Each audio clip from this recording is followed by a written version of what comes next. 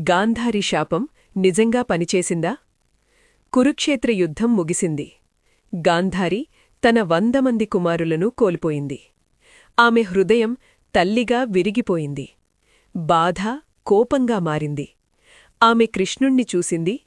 నువ్వీ యుద్ధాన్ని ఆపగలవు, కాని ఆపలేదు అని ప్రశ్నించింది.